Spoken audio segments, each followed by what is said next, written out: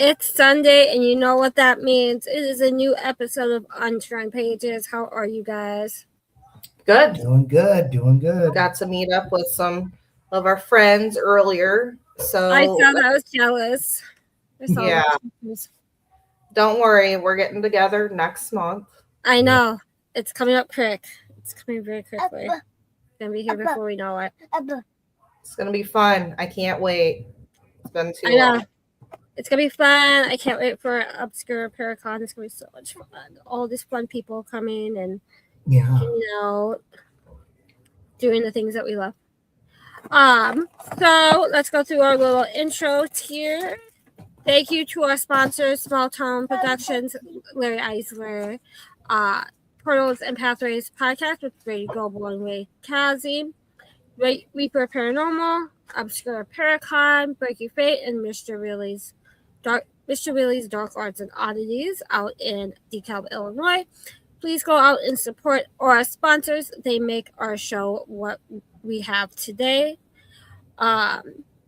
If you are out on the West Coast, come hang out with me and Doug from Reaper Paranormal Memorial Weekend. We have Nevada State Prison, and then we have the Washoe Club. It'll be a fun weekend. We got some fun things planned for during the day, including off-roading up in the mountains. Super excited. And then we'll have those 2 nights of fun investigations. Super fun, super exciting. So get your tickets today if you're interested and are out on the West Coast, or if you travel out to the West Coast, because these 2 locations are amazing. And then we have Booze on the Battleship coming up very quickly. I can't believe we're about a month and a half, 2 months away, out in Wilmington, North Carolina on the Battleship North Carolina, May 1st and May 1st through the 3rd. You will see me, Alicia, and Derek, and a whole bunch of amazing people, including Josh Purvis, Vince Keelan, Robin, Terry from Ashmore Estates, Bill Walter from Broadhead will be there, and so many other amazing people will be there. So get your tickets today. This battleship is extremely haunted, super fun to investigate. Just watch your head and watch where you're going, because you can fall down many layers of the ship if you don't. And then, of course, we have Obscure Paracon, which is coming up super quickly, and I'm super excited for. It is March 21st and 22nd in DeKalb, Illinois. We have Dave Schrader, we have Josh Purvis, we have Amelia Cotter, who is our guest tonight, Barnaby Jones, Chris Fleming, so many amazing people will be there. Sam Belchis, we have vendors, we have speaker lectures, workshops, after hours investigations, and so much more that will be happening that weekend, and it'll be here before we know it, right? Mm-hmm. Be here before we know it, which I'm super Coming excited. quick. It will be here quick. So our guest tonight is Amelia Cotter, who is an accomplished author, folklorist, and paranormal researcher whose work bridges haunting history, ethereal, oh my God, I cannot talk today, storytelling, and lived experience. With books like Where They Party Never Ended, Ghosts of the Old Baraboo Inn, In This House, A True Story of a Girl and a Ghost, she brings depth, empathy, and curiosity to, oh my God, I cannot talk today. You're doing Curiosity to every investigation. Amelia's voice has also been heard on Coast to Coast AM, Hometown Horror, and ghostly documentaries. Blending scholarship with spirit encounters, she inspires audiences to listen to the whispers between their worlds. So that is our guest tonight. So let's bring her up here. Hello. How are you? Hello. Good. How are you? Tired, but good. Nice to meet you. It's nice to meet you too. I know. I think this is the first time I've met you too. So I know. I'm looking forward to meeting in person in March. So yeah, it's coming up very quickly. Yes, that's my birthday weekend too. So my birthday is March 22nd. Oh, you have the same birthday as my daughter. Yeah. Oh, cool! Yay! Aww. Yeah. So tell us how you got into the paranormal or what got you interested in this crazy field we call the paranormal. Yeah, so gosh, I have always been drawn to it ever since I was a little kid.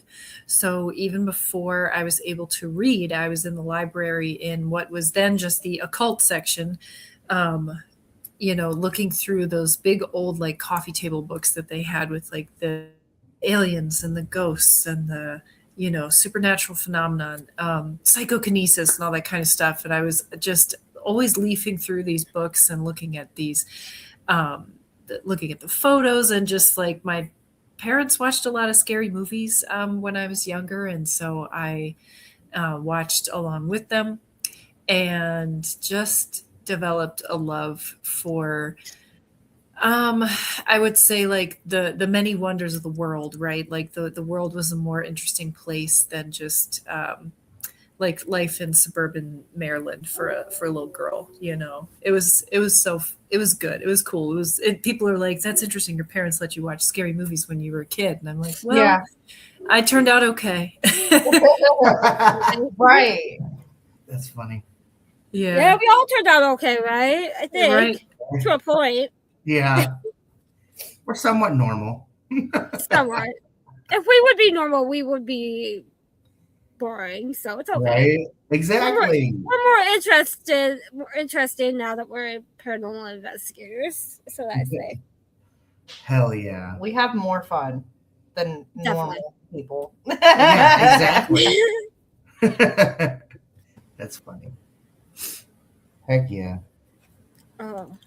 So, where did you start investigating because you had an experience, or you were just like, I want to do this? And then did you end up going with a group of people, or like, how did that happen for you? I mean, I started investigating when I was a kid. So this was way before TV shows and all that kind of stuff that a lot of investigations are modeled after now. I remember having a book that was like ghost hunting for kids, and I wish that I still had it, but it was like this cool little like activity book that came with these little prompts. And I just, I grew up mostly in Bel Air, Maryland. My dad worked out in Baltimore County. There were a lot of really cool abandoned places, cemeteries, neat old historic homes, things like that. A lot of places to explore. And I loved history. I was fascinated by history. So to me, the two went hand in hand. So ghosts and history. And I just really wanted to I don't know, like I was 11 when I started ghost hunting, and I did have an experience. So my most profound experience did happen when I was a kid. I am going to sneeze. Bless you. Sneeze.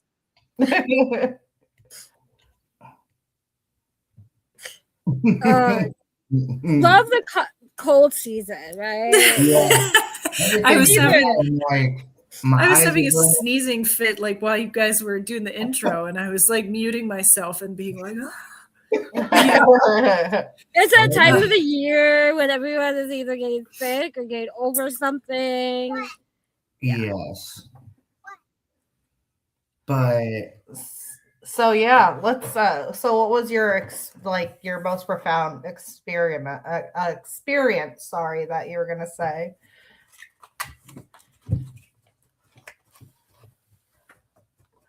Oh, she's froze. She froze. Uh-oh, she froze. But she looks good being frozen. I know. At least she's in position. She froze. She's gonna sneeze. I'm back. She's gonna sneeze again. Can you hear me? Okay, she's back. She's back. I'm back. I'm sorry about that. I have my internet also decided to cut out. So we'll attribute that to miscellaneous paranormal activity. I was gonna say paranormal. You blame the paranormal. Right. I like paranormal activity. What's up, Joshua? So what was your profound experience that you experienced as a kid? that was when I was exploring this abandoned house behind the restaurant where my dad worked. He worked at a place called Manor Tavern in Moncton, Maryland, which I think is still operating. This had been part of My Lady's Manor, which was built by the third Lord Baltimore. So this was a very old estate, Oh, like wow. a large estate from like the mid to late 17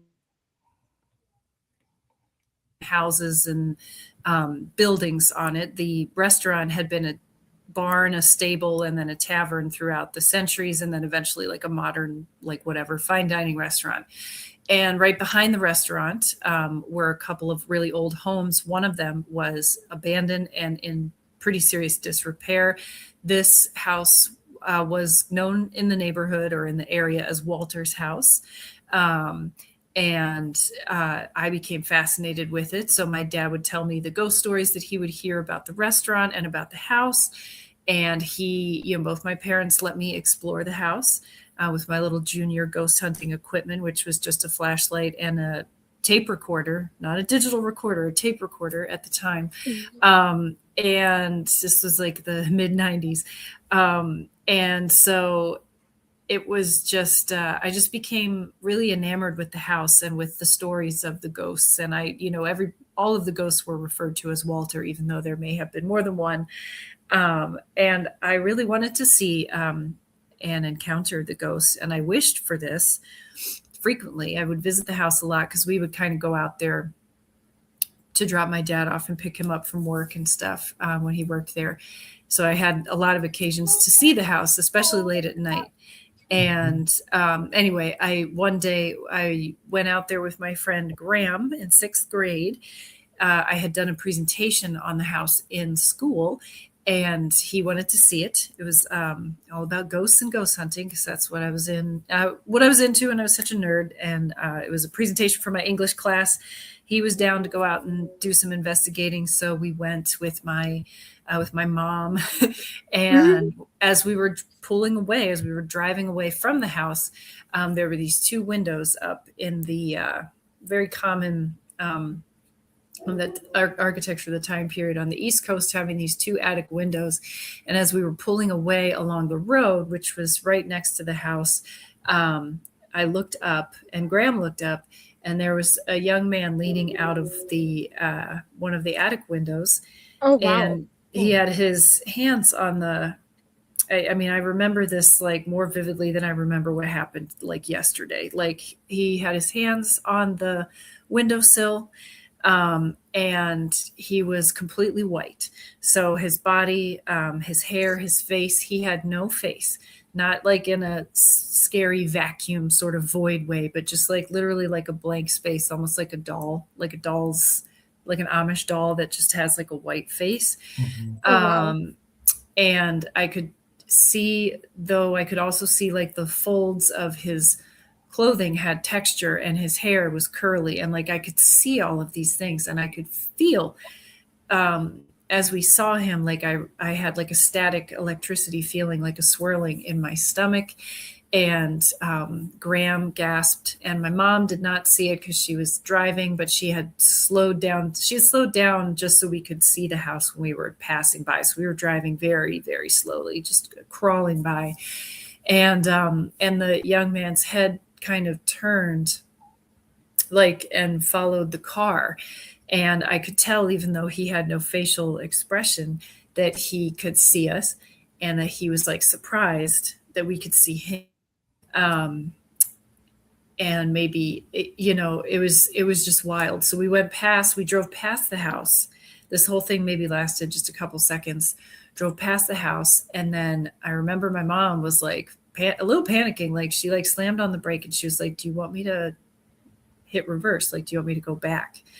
And, Graham and I both agreed that we did not want her to go back, because if she reversed and we pulled back and he wasn't there anymore, then we don't know what we saw, right? So, if we did reverse and he's still there, then we're like freaked out, right? But I remember not being scared. I remember just being totally like exhilarated and feeling like, wow, like I have just seen something very special. So what was extra special about that, in addition to the fact that that was obviously like a full body apparition, is that the floor, the floor in that area of the house was such that it was impossible for a person of like a young man, like a short stature, to stand and to actually lean out the window. And obviously we had just been in the house as well, and there was nobody in there. So it's burned into my memory as just this incredible experience. And I felt incredibly lucky to have encountered this spirit and to have wished to see a spirit, and then it actually happened. And I think it was because I was only 11 or 12. My mind was open to it. I was game, right? I was like, let's do this thing. Life is exciting, right? Right. I had no anxiety. I had no inhibitions. I was able to experience that. And since then, I've had some really wonderful, interesting, cool, crazy paranormal experiences, but I've never seen anything like that again. And it was really awesome.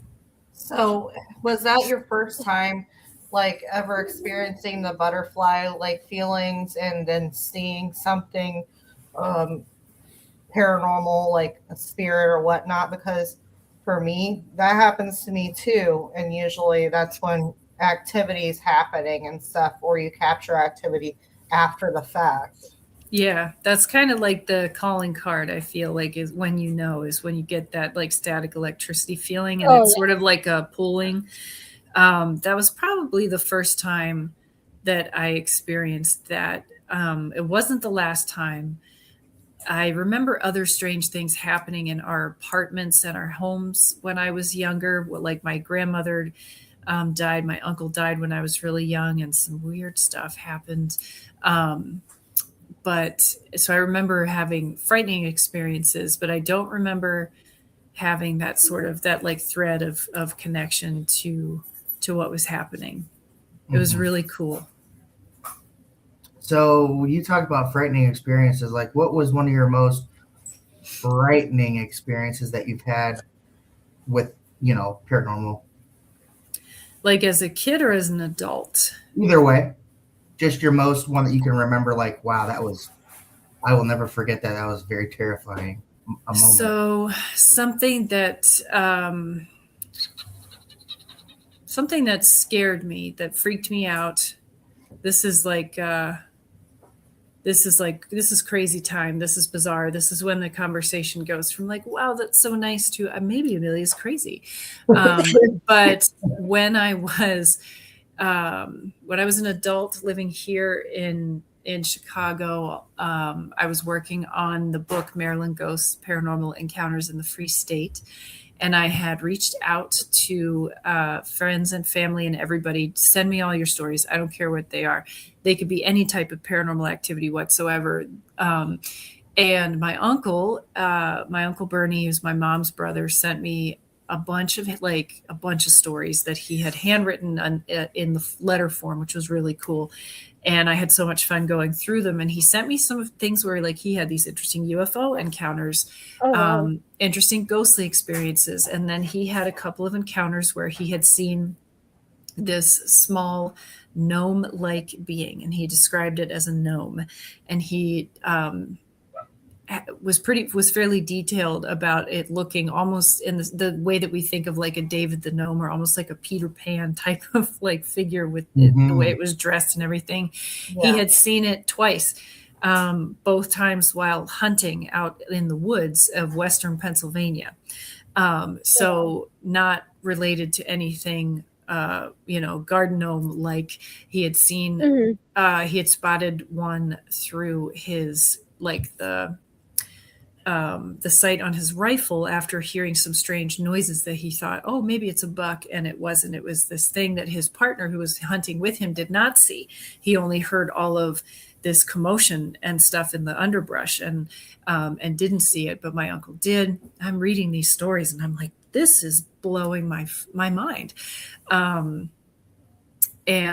at the time I was dating somebody who was Mexican. He was from Mexico City, and his grandmother. So he was like, oh yeah, he's like, my grandmother grew up on the countryside there. She grew up like on the hillside, and they would see these kinds of things all the time. They would talk about seeing these little gnome-like creatures, and I think I think they call them alouche.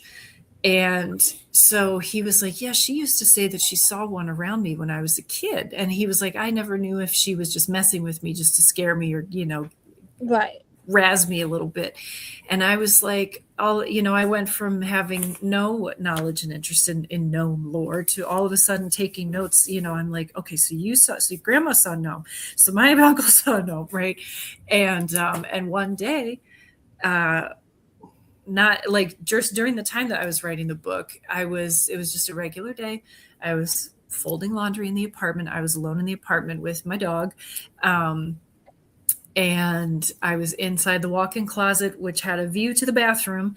And I just glanced up from literally folding laundry. Could not be more mundane.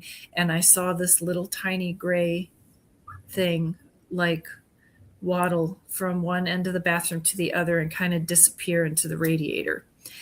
And it looked crazy. It is crazy, right? Now you're like, let's just end. You're not crazy. That's crazy. And it was all gray and kind of gnarly, like kind of freaky looking, not cute like our friend David the Gnome that that we grew up watching. Mm-hmm. It was like spooky looking and all gray, wearing the little gray suspenders. And I was like, what did I just see?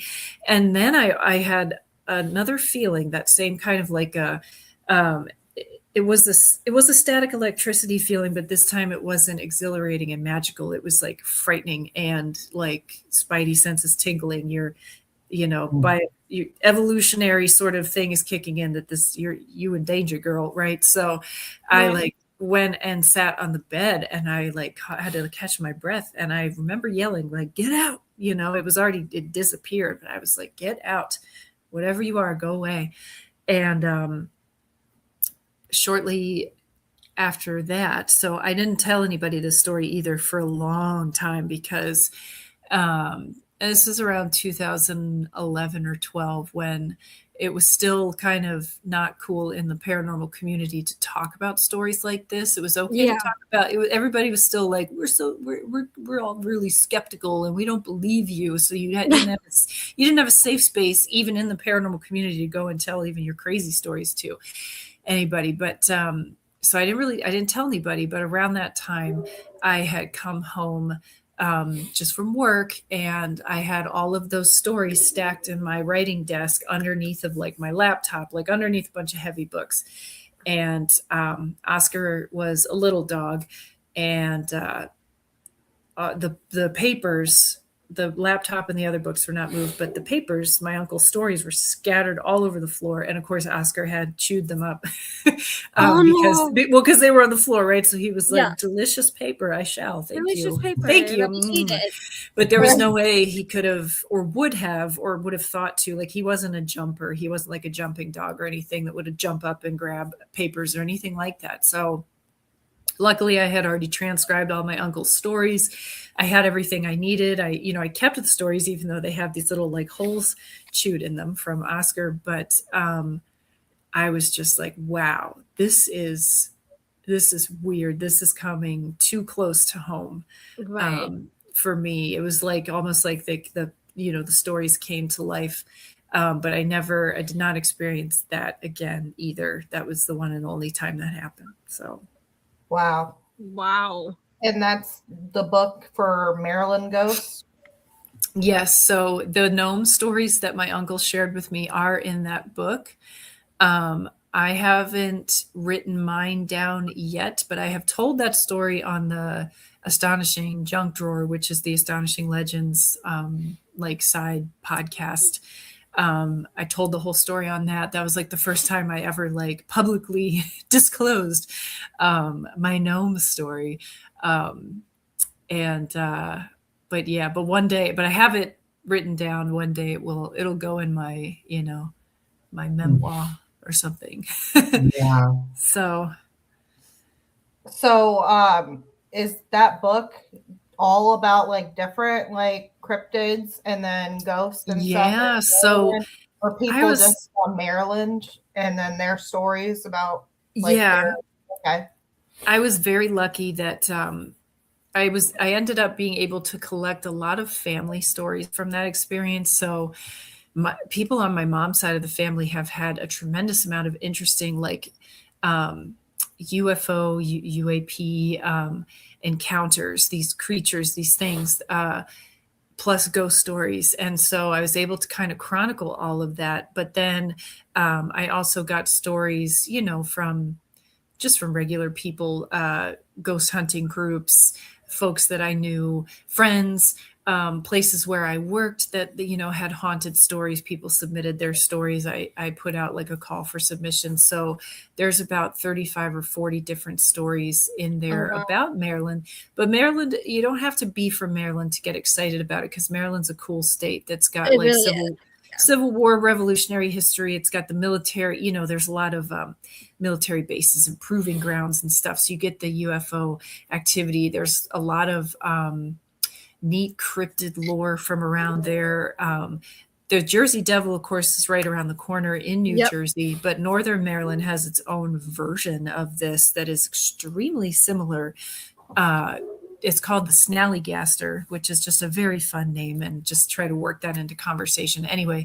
But just neat similarities between that sort of Jersey Devil type creature that we had, and just a lot of fun stuff. So The Snarlygaster. What is the Snarlygaster then? So it's Snallygaster, and I think it's a bastardization of the word Schnellergeist in German, which would mean like quick spirit, but it is described as looking very similar to a Jersey Devil type of creature. So some sort of like what's the word for those? A chimera?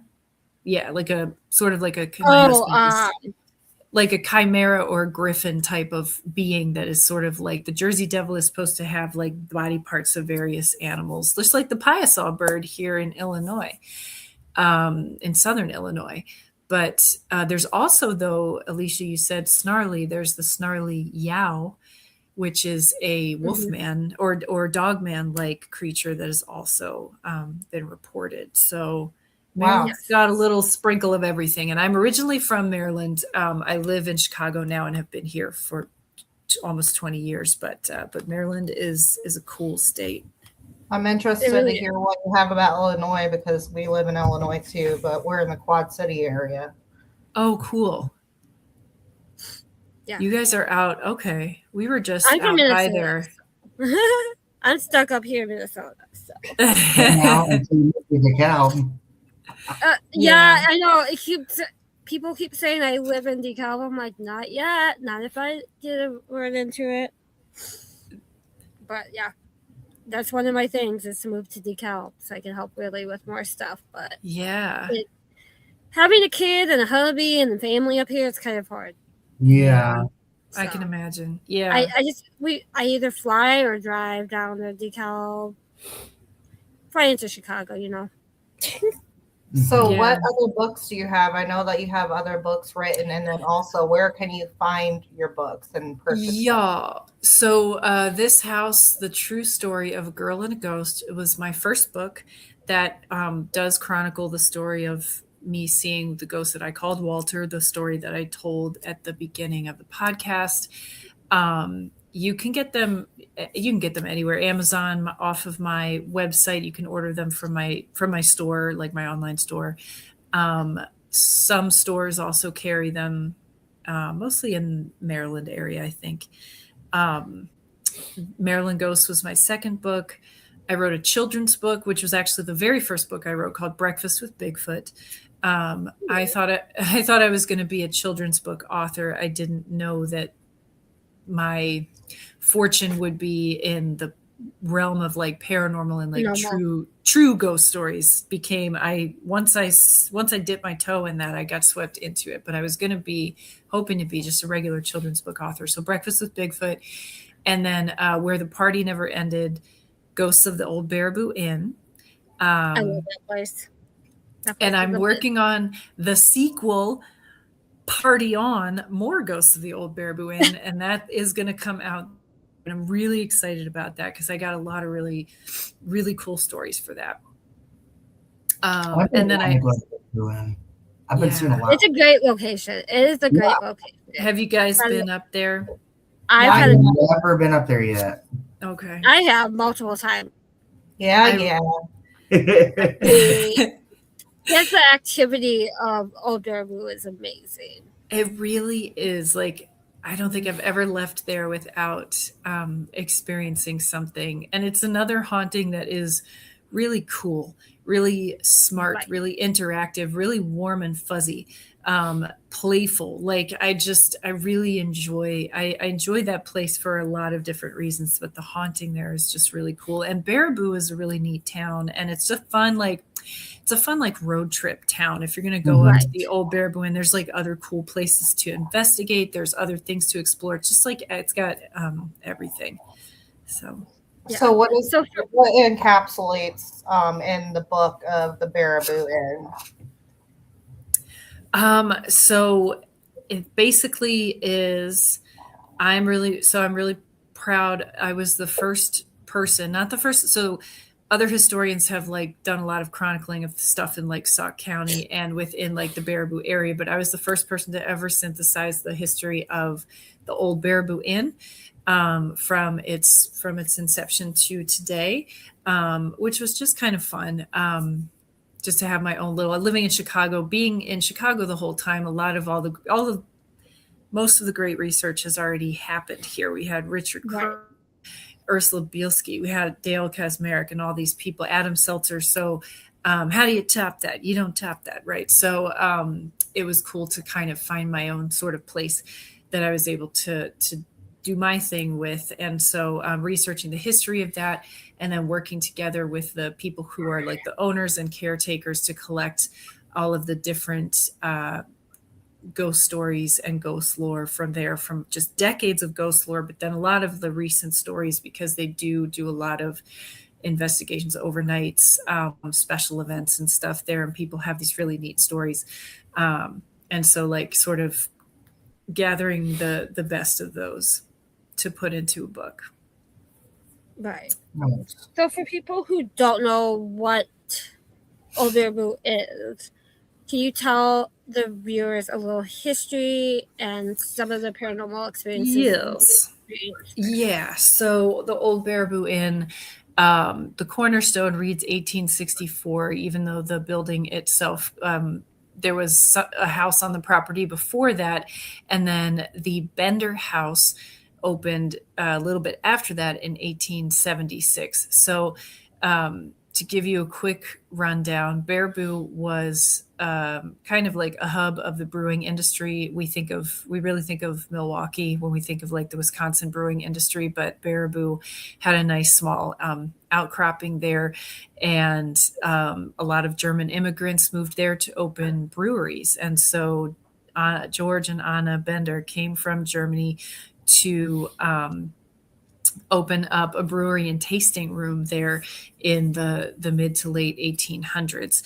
And they opened this. So on the south side of town, the seedy south side of town is where all these breweries popped up. And so the Bender House had a brewery. It also was a boarding house and an area for people to stay. There was a train depot, which is now on the National Register of Historic Places, that was built there in the late 1700s as well, that went between Chicago and Minneapolis. So this train depot created a lot of business in Baraboo as well. And the Old Baraboo Inn was smack dab right across the street from this train depot. So it brought a lot of transients in. It brought a lot of interesting clientele in. And over the years, it was, later, it was supposed to have been a brothel as well as a speakeasy during Prohibition. There's a lot of newspaper articles about people getting busted in Baraboo for bootlegging and stuff like that. So it's really easy to imagine them doing that. And then, of course, Baraboo's claim to fame overall is that it was the circus city. It was the winter quarters the Ringling Brothers and Barnum and Bailey Circus. The Ringling Brothers are from Baraboo, so that is when you go there, it's everything circus, everything circus. It's Nice. so cool. It's Oh, really yeah. cool. So there's, again, like I said, there's a little bit of everything to take in, but that area of town, which is now, it's largely just like kind of it's just barren land over there, plus brand new condos, plus a few historic, it's like it's really interesting dynamic there. Plus they just redid the train depot because it's on the National Register of Historic Places. They want to turn it into a museum. It's Nice. really cool spot. And the Old Baraboo Inn still sort of has that old world, old school Wisconsin, like sports hunting bar vibe that it is hung on to. And then of course, like Shelley Wells, who's the caretaker, has done a lot with it, with making it into like a fun kind of cool place to come ghost hunting and to experience like 1920s vibes and stuff like that. And it just has a lot of charm. Yeah. Yeah.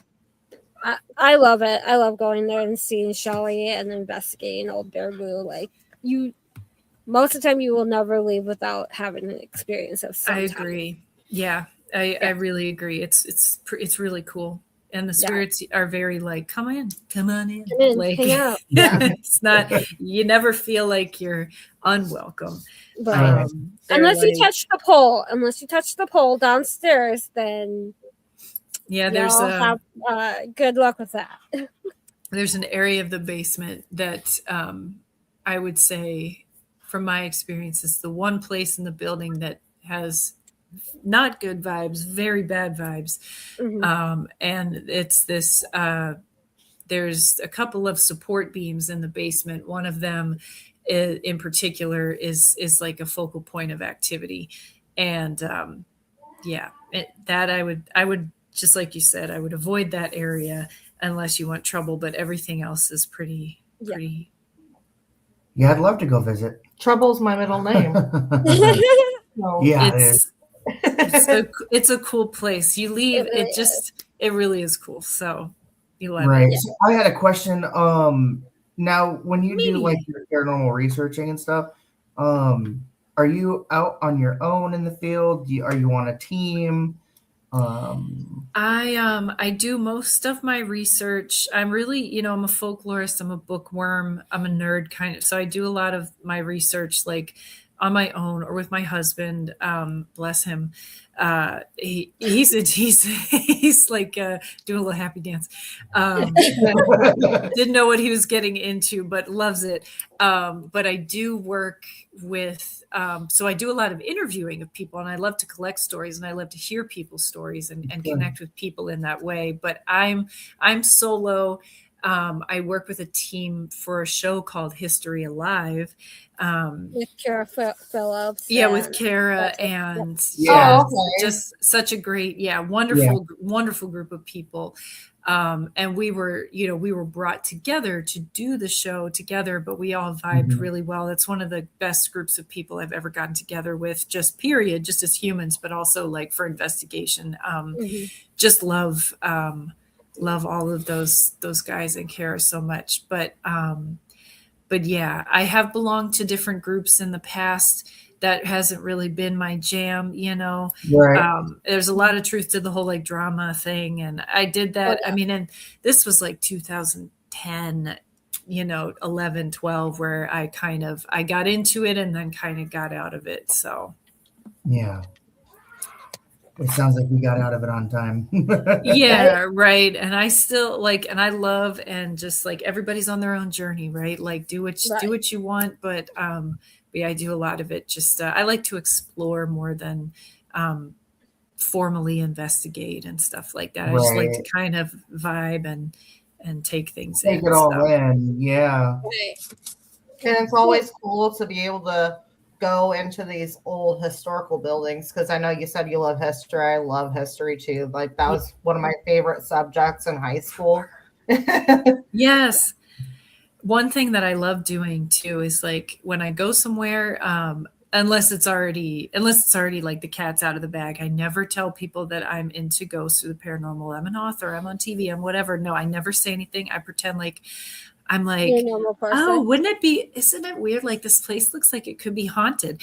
And then you get to hear, people's interesting stories. You're not, because I just want to hear that candid sort of like, oh yeah, this weird thing happened once, without the whole like, I don't want to talk about myself, and they're going to ask me about, I don't want to talk about myself. I want to hear what has happened there. But I agree with Pete's comment. It's all about the history. Is that for me, it's always, I've connected to history through ghost stories. And so the two go hand in hand for me, for sure. Oh, absolutely.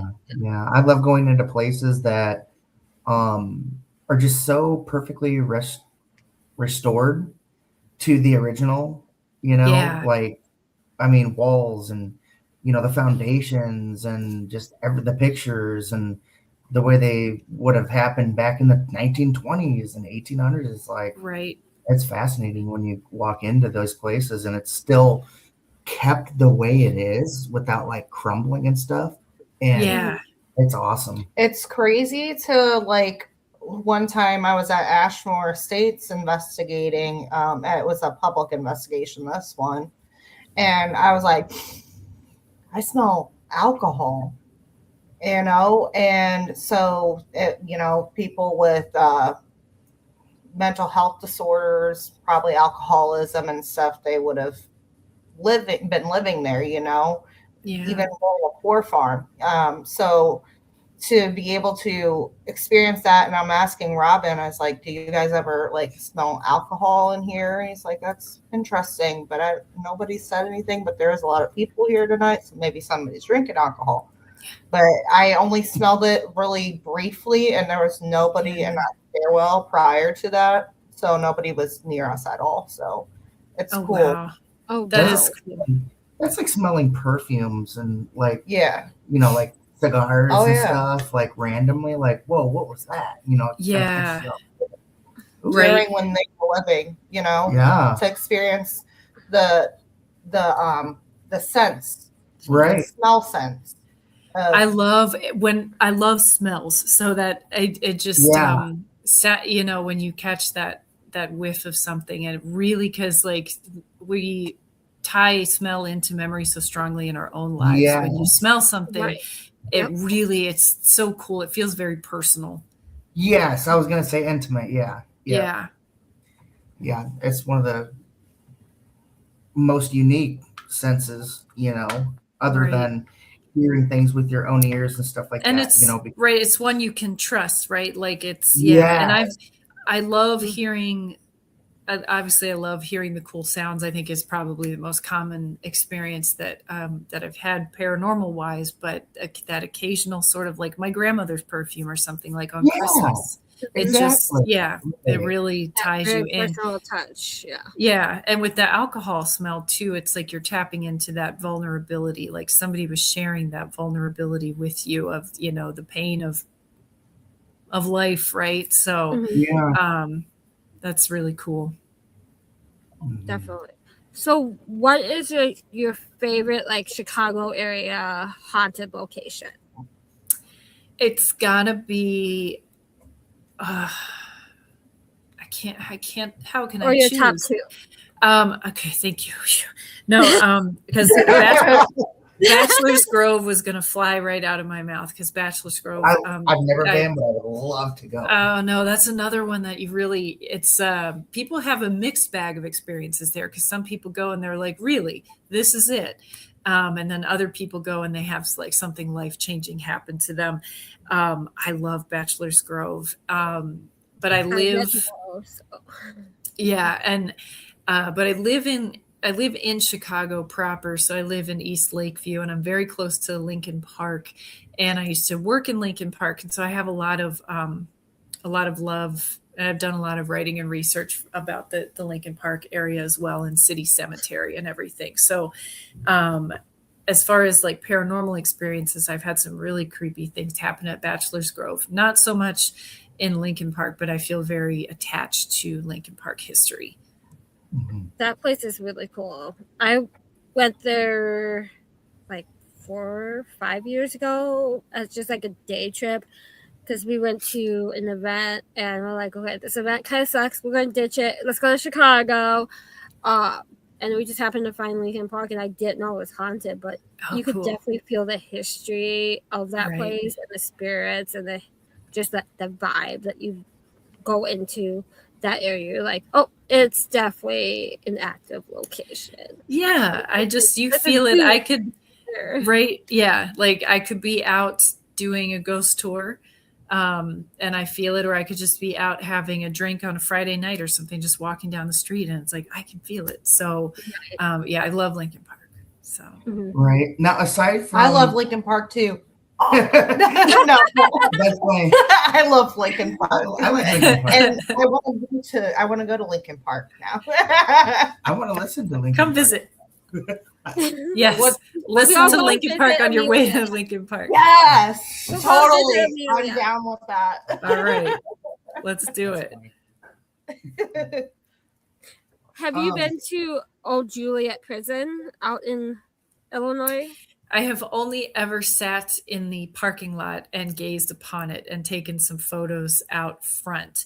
During the time that I was there, it was closed. It was in that in-between time when crazy things were happening there that multiple people that I'm very close to have explained to me multiple times, and I still don't fully understand because it's so complex, but it was not available and open for me to go into.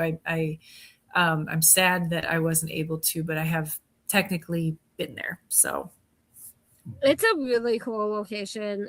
I went with Dave and Shane for their 2-night thing right before they decided to stop all investigations. Yeah. And that place, like, just walking in with like Christine and her husband, who was a guard there, just hearing their experiences and the history. And then being there at night, from day to night, it changes the whole vibe of that place. That's what I've heard. I would love to get back in there, but now from what I've heard, they're charging like between $5,000 to $10,000 to investigate. I'm like, nope, that's totally out of my budget. Well, you know what I did? Yeah. Tiffany, I was like 2-3 years ago. We went there. And they were doing the day tours. I put my equipment in my backpack. And they were investigating in there. Right. Right. $10. I think she did she was doing a recording on her phone, and I'd had a little YouTube video. It wasn't the best, but it was still a good time. And there were some interesting things that happened. Yeah, I mean, she didn't know that she caught a Class A EVP in the cafeteria. Until after and nice. I forgot about that. And then you can hear an inmate or somebody say, "Can you see me?" or something like that. I can't remember what it said. No, when I was about to go through the gate to go through the lunch line, all of a sudden here, it's because I'm invisible. Yeah, it was crazy. Like, wow. Yeah, and it was clear too. It was like, it's because I'm invisible. I'm like, what? So I think they were trying to get your guys' attention. How does somebody know that nobody can see? I mean, right? Yeah, I think it's because your conscience never dies. It's crazy. That's awesome. Yeah, the hospital freaked me out the most at that prison. Like, I've never investigated an abandoned or like haunted hospital, but that would be one I would love to do. I mean, because I worked at a hospital and it's creepy even when you're in there at night by yourself. It's So when we were there, it was I think 5 or 6 of us in the hospital in like the OR room, and the spirits were calling each one out by one. Like, like. She's out. The one with glasses. The one with a hat. Out. And the last one was me. And I'm pretty sure, the serial killer, the one Robert Speck or whatever his name is, I can't remember his name. All of a sudden I felt like a poke on my arm, like a needle going in. I'm like, okay, out. I'm done. And the spirit box is like, I like her. Let's have fun. I'm like, nope, Oh, I'm done. Not today. Yeah. Because he like killed nurses or something. That's why what he's known for is killing nurses, and his job at the prison was in the hospital. I'm like, why would you put someone who's known to kill nurses in a hospital during the day working with other inmates and nurses? I'm like, that doesn't make sense. Like, Yeah. like, no, thank you. But yeah, that place is creepy for sure. Like, the whole vibe at night it gets 10,000% more creepy at night. But Man. Ooh, so have you been to the Egyptian theater in DeKalb? Yes, Jonathan and I went to the Egyptian theater one day. So I was doing a presentation at the library there. We had lunch, walked past the theater, went inside just to be like, hey, well, we should go in while we're here, and happened to run into like that were working there who spent the next like half hour with us, just showing us around and giving us a tour and talking to us all about the history and everything. It was really neat. It was really cool. We got lucky. So yes, we have been in there, and that was really wonderful. I can't wait to go and watch, because I've been to DeKalb so many times, but I've never been inside the Egyptian theater. I've heard so many stories from like Larry Eisner and everyone. I'm like, okay, I need to go in. I need to go investigate. And then when Billy came up with the Paracon, I'm like, do an after hours investigation at the Egyptian theater. It's like kitty corner to your shop. It's close by for all That's attendees. perfect. Yeah. And he goes, okay. And I'm like, I'll sponsor it. Like, if you get it, I will pay some of the money for that to make it happen. That's awesome. It's been on my bucket list. Yeah. So I'm excited for March. You know what, the theaters on my bucket list that I would really love to go to is the Lincoln Theater in Decatur, Illinois. It's one of the most haunted theaters in the country. Mm-hmm. And I'd love to get in there. I've seen it on certain TV shows, but would love to investigate that. I mean, just the things that have happened and the claims there that I've seen, I'm like, man, dude, that'd be awesome. I've never investigated a theater before. So and I've never been into the Egyptian theater either, and would love to do that too. Yeah. Yeah, and it's so close. I'm like, come on. Right. Yeah. I'm the same way. There's some places that are close that I've never been to, and I'm like, what's my excuse? Yeah. But yeah. Have you been to Broadhead yet? No, I have not. You need to get to Broadhead. Like, it's on my list. It's on the list. Yeah. That could be a whole book for you. Like, that's Broadhead, cool. Yeah. Amazing. I've heard nothing but good things about it. So, well, in May, Spire is going to be doing a public investigation. So if you can make it down there, check out Spire on Facebook. But we're having our public investigation. I'm sorry, we're having it the 21st and the 20th. So, 21st, but we'll do that Obscura Paracon during the day. Yeah. Oh, cool. Then we're going to drop down to Broadhead and do our investigation and stuff, and then come back the next day and hang out with you guys again. Yeah. Awesome. Adam, the Egyptian Theater is in DeKalb, Illinois, so about 5.5 hours from Minneapolis. So where can people see you besides Obscura Paracon? Where can they get your books? All that fun things. Where can they find you? So a lot of exciting stuff coming up. My website is ameliacotter.com. It's got all of my writing, books, poetry, research, whatever, fun stuff, blog, as well as all of my past and upcoming appearances and my store. Coming up next week. Well, I guess this week. It's Sunday, right? Yes. This Thursday, History Alive will premiere on Paraflix at 9 p.m. And we're all really excited for that. And then it will be streaming after that on Paraflix. That is History Alive. And then later this spring, Jonathan and I will have our own podcast as well coming out on Paraflix called Spooky Story Boutique. And that's BOO, Boutique. Ooh, I like that. It's a storytelling podcast. It's an audiobook podcast to start with. So I'll actually be doing an audio reading of this house. And so we're really excited about that. We're still filming that.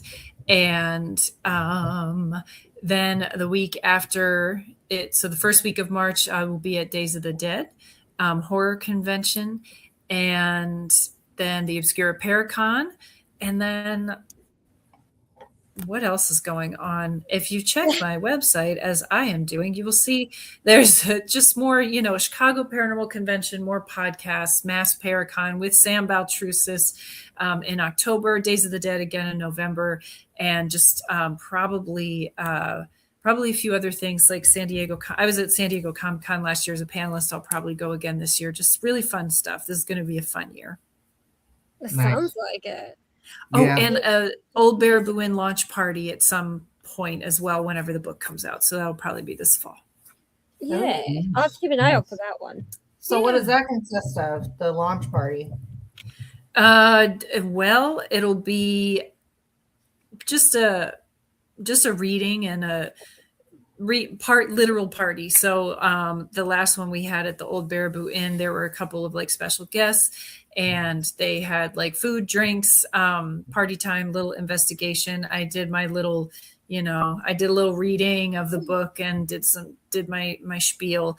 And then we had a good time. So when did you and say I sold the books. When did you say the launch party is going to be again? Probably, well, it's not set yet, but it'll probably be sometime I would say early fall. Okay. Nice. So keep an eye out for it. Yes, it'll be. I'm writing it all down right now. Thank you. Yeah, I'll definitely share that information. So, and if people are interested in anything about like aliens, UFO, UAP, there's some of that stuff in Maryland Ghosts. I've done a little bit of writing about that on my blog and with some other research, including like my family stories that I have done research on. Feel free to send me a message, and we can talk about that too. So. Nice. I have one question. Being from Chicago, we all love to eat. And yes. He's got a question. Yes. Conies or deep dish? What was the first thing? Sorry, I couldn't hear. Conies? Like a coney, like a Chicago style hot dog coney, or deep dish? What would you prefer? A deep dish. Deep dish for sure. Yes. And I like deep dish, but there's also, like, I have learned as a transplant to Chicago that there are multiple different types of exciting Chicago pizza, and the deep dish is only one of those choices. But I know. Uh-oh. She froze. It's paranormal. It's the aliens. Aliens, paranormal. Adam brought the aliens. No.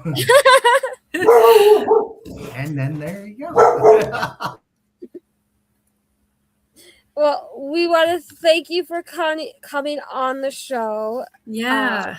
Can't wait to finally meet you in person at Obscura Paracon. Same. I'm looking forward to it so much. Nice. Yeah, it'll definitely be nice to hang out with you. Yeah, for sure. Yeah. I'm really looking forward to meeting you guys. Yeah, thank you. This was so fun. Yeah, it was. Well, we will see you in less than a month. Yes. That's true.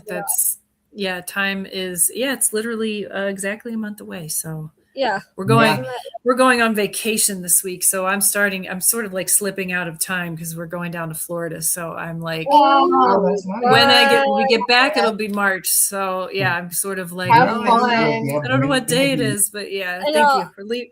I'm starting to pack and get ready for our trip to Louisiana the 6th. I'm like, can it be the 6th yet? Because I haven't been I want to go on to Louisiana. I want to go. Get some warm. Get warm. Yeah, when we get down there, it's gonna be like 80. Exactly. Bring like 80 down there. Right. So awesome. Thank you again. Yeah, thank you. And it was nice talking to you. And thanks to everybody who listened and tuned in. Yes, absolutely. Sure. We'll see you Have very a good soon. night. Have a good night. All right, you too. Thanks. Yeah. Bye. Bye. So that was Amelia. Next Sunday we have Tony, the Chicago ghost guy. It will be it will be a special time. Let me pull it up. I can't remember what time it is. Hold on. I believe it's gonna be at like 5 p.m. Central because he does ghost tours at night in Chicago. I'm not gonna be able to be on. Let me double check timing. Hold on. Cool. Sure. If they have like a gangster like Chicago tour. I think they do one. I think they do They do gangster tour. I would totally go to one of those. Yep. Awesome. It's at 5 p.m. Central, 6 p.m. Eastern with Tony. We'll be talking all about the ghosts of Chicago, H.H. Holmes, Valentine Massacre, all that fun stuff. Oh, yeah.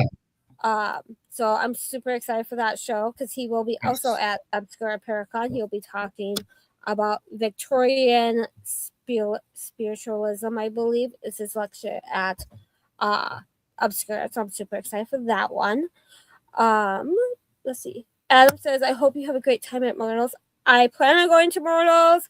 I want to do at least 2 plantations when I'm down there. I have Oak Valley and Myrtles on my list. So I'm super excited. And my husband wants to do a swamp tour. He might get pushed over the edge of the boat into the swamp. But don't trust Jenny on a swamp tour. She's gonna push you. Right? I don't want to see crocodiles, dude. I don't want to see crocodiles. But he wants to do it, and I'm like, fine. If you let me go do my ghosty stuff. Is he gonna go on thank you. He's gonna go on one of those boats that have like those big fans on the backs. So I told him I'm not doing that. I will do the other swamp tour that with the big boat that doesn't have the big fan at the back. But I told him if he wants to do the big swamp tour with the fan, the airboat, I will buy him a ticket. He could go by himself.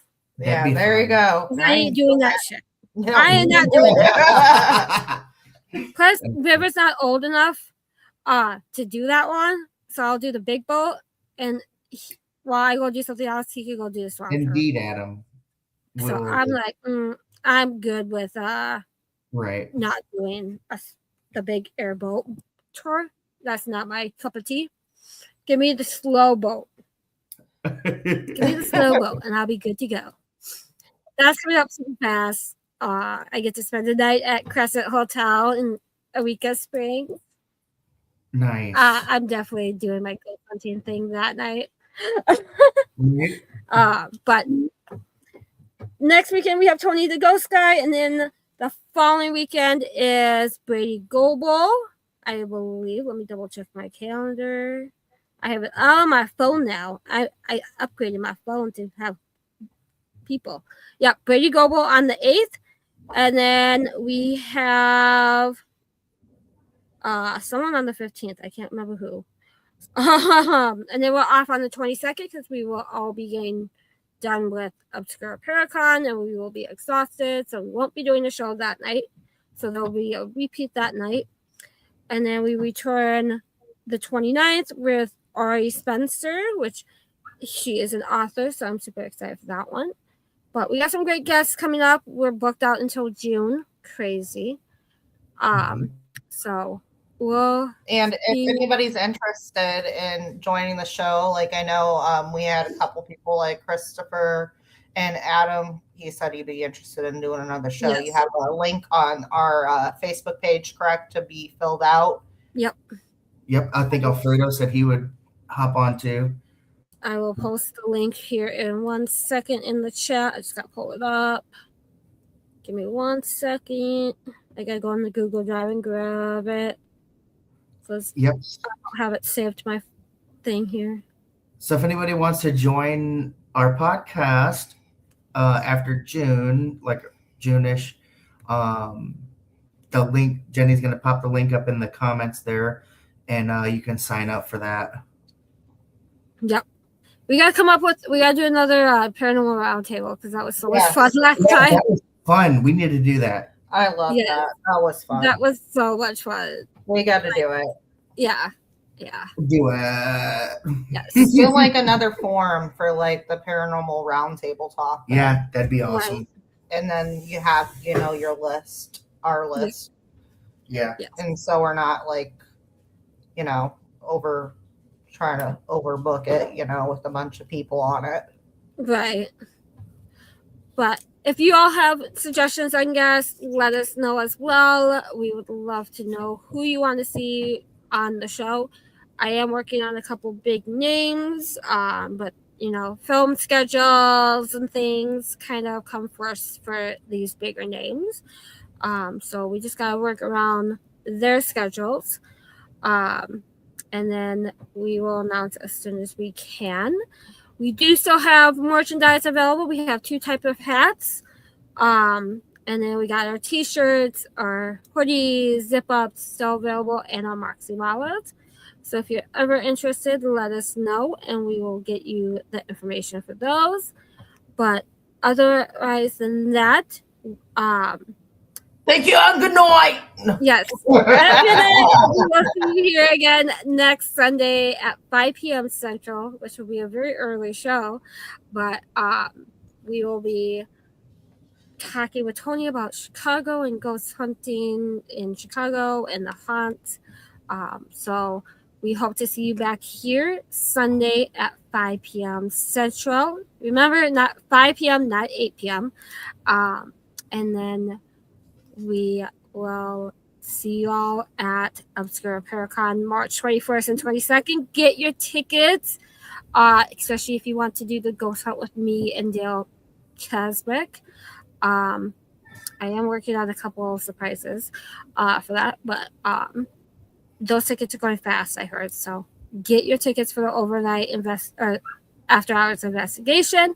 If you don't want to do Egyptian theater with me, you can go hang out with Alicia and Derek and the team, which I can say I'm officially part of now. Yes. At Broadhead Manor that night as well. Broadhead is about an hour 20 minutes from DeKalb, Illinois. Just to give you a heads up, if you decide to go to Broadhead, I highly suggest it. I don't know if I suggest going on March 21st, but Right. Right. But you can always come back on Sunday and hang out again with us at Upscale Paragon. Yes. But we will see you again next Sunday, 5 p.m. Central, 5 p.m. Central, 6 p.m. Eastern. So used to saying 8 p.m. Central, 9 p.m. Eastern, with Tony, the Chicago Ghost Guy. Y'all have a great night, and we will see you back next Sunday. Good night.